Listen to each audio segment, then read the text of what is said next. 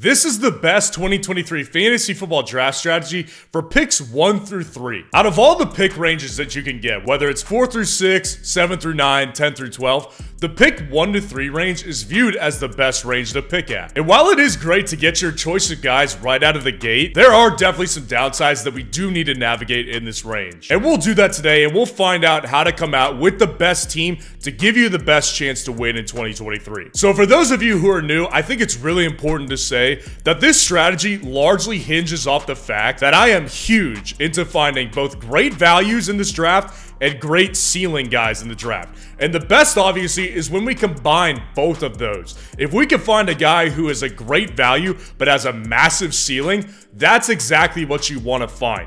And those are the guys that I'm largely targeting, especially when we get to the mid-round guys. Because when you look at mid-round data last year, and the data of players most commonly on winning fantasy teams last year, you'll notice that a lot of the guys on the list on the screen, a lot of them are mid-round guys, and sometimes even waiver wire guys. So this obviously goes without saying, but you need to hit on your first 1 to 2 picks. That is a must. You cannot swing big and miss big on a guy like Jonathan Taylor, who got injured last year and nobody predicted that. But that's just the unfortunate reality of fantasy football sometimes. You can't miss on the first 2 picks, because how many people do you know that won with Jonathan Taylor being their #1 overall pick last year? Probably not very many. So let's go ahead and get into these targets. We're going to start out with our round 1 targets right now. So obviously you got the first 3 picks in round 1, and on ESPN formats, the first 3 guys off the board are Justin Jefferson, Austin Ekeler, and Christian McCaffrey.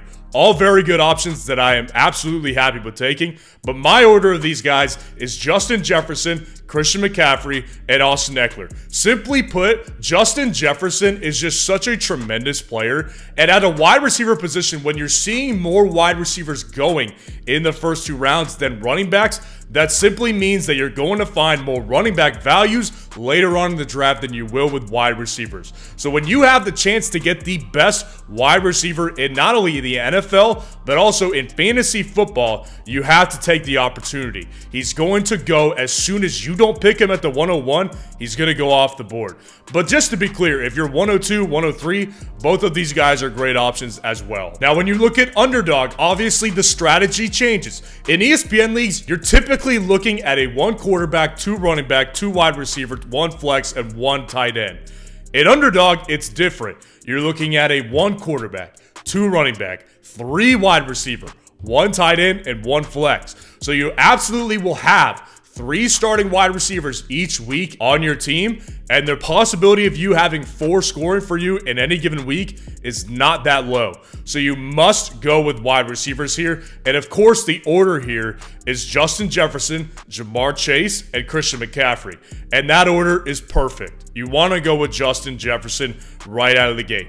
But just to be clear, the 102 getting Jamar Chase is not bad at all. I love getting Jamar Chase at the 102. Now, when you go down to round 2, it's a long time before you pick again. So like I said, the importance of hitting on that first guy is unbelievably massive, because in round 2, you're looking at picks 22 through 24. And on ESPN, the guys that you're looking at in that range on the big board are Jalen Hurts, Tony Pollard, and Jalen Waddle. Now, in my order personally, it's so funny because I know that what I should say, right? I know that what most people may argue with in the comments, and let me know if you do, I'm just not sold on Tony Pollard right now. I don't know why. I just can't bring myself to pick him at this 2nd round price here. So my order is Waddle, Pollard, and Jalen Hurts. And simply put, I would not pick a quarterback at this range, because as you'll see later, there are going to be several quarterback values that we can get later on that may not have as safe of a floor as Jalen Hurts, but absolutely have the ceiling of Jalen Hurts to be a top 3 to 5 quarterback. So I think I can make up much more ground there than I can at the wide receiver or running back position. And as you'll see as we go to the round 3 turn, in just a couple of picks, there are plenty of good running back options in this range. So I feel like it's good to go ahead and grab a top tier wide receiver still, who absolutely has the potential to be a top 6 to 7 wide receiver in Jalen Waddle. And of course, something I like to do in every draft strategy video is account for the fact that every single draft is different. Your draft is not like my draft. My draft is not like your draft.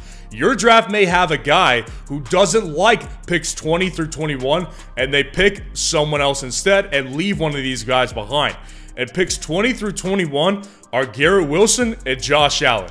Now, simply put, if Garrett Wilson falls to you, you take him in the second round. I do not care what anybody else says about that. He is going to be a top 6 wide receiver in fantasy this year. You take advantage of that. If you can get 2 top 6 potential wide receivers in 2023 fantasy football, you jump on that. Now, when you look at the underdog big board, you've got Devonta Smith, you've got Derrick Henry, and you've got T. Higgins. Now, in that order here, as much as I like Derrick Henry, he's at the back. I've got T, then Devonta, then Derrick Henry. Simply put, Derrick Henry is a great back who I think has top 5 upside this year still.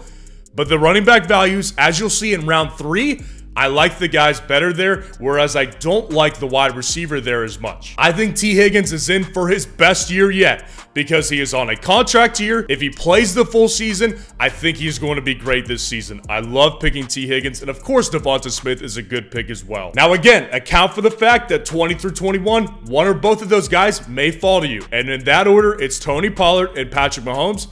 Simply put, long story short, I don't think that changes anything. Don't take Pollard or Mahomes over the guys over there. Now, then when you get down to the round 3 turn, you're literally looking at a couple picks 25 through 27. So that's the beauty of having a back end or high end pick because of the snake formation in drafts. You get to pick immediately, right out of the gate, as soon as a round starts. And the guys on ESPN, like I said, running backs here, I like them. Travis Etienne, DK Metcalf, and Joe Burrow. My order, you pick Travis Etienne. Simply put, you pick Travis Etienne because he has top 5 upside. I recently called him this year's Josh Jacobs. I love Travis Etienne. And since we're looking at running backs here, maybe you don't prefer Travis Etienne, although I would strongly argue with you to make sure to do your research on Travis Etienne because this guy has such massive potential. But if you don't want to go with him, let me know in the comments below because I've got other guys on the board right here that are going a little bit later. And since it's a long time before we pick again, get the guy you want without reaching too terribly far. Because you've got Joe Mixon at pick 28. You've got Breece Hall at pick 30. You've got Ramondre at 35. The only guy that I could see picking over Travis Etienne in this range is Ramondre Stevenson. I think very similarly to Travis Etienne, Ramondre Stevenson absolutely does have top 5 running back potential. And Joe Mixon is very safe. Breece Hall is a little bit more of a dice roll because of the knee injury. But I just wanted to name off some other running back options later on if you don't feel comfortable picking Travis Etienne. So when you look at the underdog format, on that big board, you've got Jalen Hurts, Ramondre Stevenson, and Josh Allen. So you've got 2 quarterbacks sandwiching a running back in this range. The good thing is, like I said earlier, I love the running back here. So my order, the clear answer is Ramondre Stevenson, then Hurts, then Allen. That's a preference thing for me this year. I have Hurts 1 spot above Allen in fantasy this year. And remember, since we went 2 wide receivers early, it is good to get a running back in this range because there are plenty of guys with top 5 upside. And it's not just Ramondre. Look at guys who are going behind him. You've got Josh Jacobs at pick 30. A lot of people are going to continue to fade him as he sits out of this camp and is not even in Las Vegas right now. So Josh Jacobs, getting him in this range could end up being a massive, fantastic move for your team.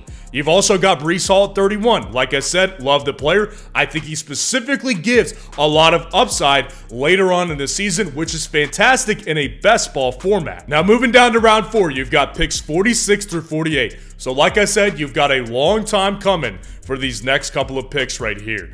And on ESPN Big Board, you can see that there's a massive teardrop with these players. You've got Darren Waller, you've got Justin Fields, and you've got Rachaad White. This is a very, very easy one to me, and let me tell you why. The order you go is you pick Justin Fields. I don't bother picking Waller or White because I think both of those guys have massive bust potential, whereas I think Justin Fields has bust potential to a point, but he has league-winning upside that those 2 guys simply do not have. If you want a quarterback here, you pick Justin Fields. That is the guy who provides you the highest ceiling at this range. Now, let's say one of these guys falls to you, picks 43 through 45. Dameon Pierce, George Kittle, Kenneth Walker in this range. I really like taking George Kittle this year. I've taken plenty of him in both ESPN and underdog style drafts. So I am a big fan of George Kittle, but simply put, if you're trying to get a onesie position here, I want to go with the quarterback that literally can break fantasy football this year. Justin Fields can do that. George Kittle is good, and I think he has a great ceiling as well. But I like the ceiling of Justin Fields more, and I think I can make up more ground at the tight end position a little bit later on. So when you look at the underdog big board, you've got a much different situation. You've got Mixon, you've got Mike Williams, and you've got DJ Moore. My order is the exact same. Joe Mixon is the guy you want to go with here. Joe Mixon is going to be a bust-proof player this year. A lot of people had negative reaction to him last year. That's because he was being drafted as a running back 8, the running back 7. Joe Mixon finished as a running back 12 last year. He did not bust, and he is not going to bust again this year with the same situation and a slightly improved offensive line. Joe Mixon is very, very safe. Now, I'll also say this. If you want to pick a wide receiver in this range, I actually don't have a problem with it and getting your third wide receiver here. Now, typically, I like to go running back in this situation, but just to note, the running back values later on are still tremendous. Once we get into round 5, you're going to see these running back values are staying pat. They are staying so much richer than the wide receiver values. The bottom line here is I don't like Mike Williams and DJ Moore enough to pick them over Mixon. But the guy I will consider here is picks 43 through 45. You've got DeAndre Hopkins there. If he falls, I will strongly consider picking him over Mixon. I likely will pick Mixon still because there is a wide receiver in this next range that is very good as well. So let's move on to round 5. You've got a very short lap here, 49 through 51. On ESPN, you've got DeAndre Hopkins, you've got Justin Herbert, and you've got Christian Watson. So the thing about this is, obviously, I think Herbert is a great value at this range. I think that Justin Fields has the higher ceiling than Justin Herbert does, and that's why I want to pick quarterback around earlier where you can get a DeAndre Hopkins here, because that's the move here. You pick DeAndre Hopkins in round 5, he's not going to bust for you. This is going to be a very, very safe wide receiver slash flex option in your ESPN leagues. And I do want to keep in mind, since you've got a long way to go before your next pick in round 6, there is Miles Sanders at 52 and Alexander Mattison at pick 60. So if you want to pick another running back here, this may be the time to do it. And that's what I think you probably should do rather than picking a third wide receiver, because you will see that round 6, there is a major teardrop of running backs. So I would prefer to reach up and grab a Miles Sanders or grab an Alexander Mattison. Now, an underdog, on the underdog big board, you've got Justin Fields, you've got Christian Kirk, and you've got Brandon Ayuk. I love Justin Fields. Like I said, this is a fantastic move in the 5th round.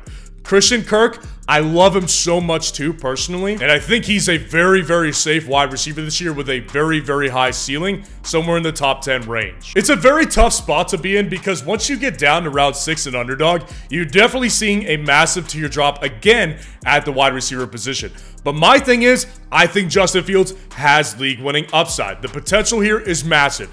I will pick Justin Fields because I want to maximize my ceiling in these underdog best ball drafts so I can win all that money in these tournaments. And if you want to get in on the fun of these tournaments on Underdog, use code FFN at signup and they will match your first deposit up to $100. You put $100 in, they're giving you another $100 so you can get $200 to play with in these drafts and you can have a chance at winning these massive underdog tournaments. And let's say that you do a couple of drafts and you don't end up getting the 1 through 3 the next draft. Let's say you get the 4 through 6 spot. Well, if you get the 4 through 6 spot and you want to know that draft strategy, click on this video right here.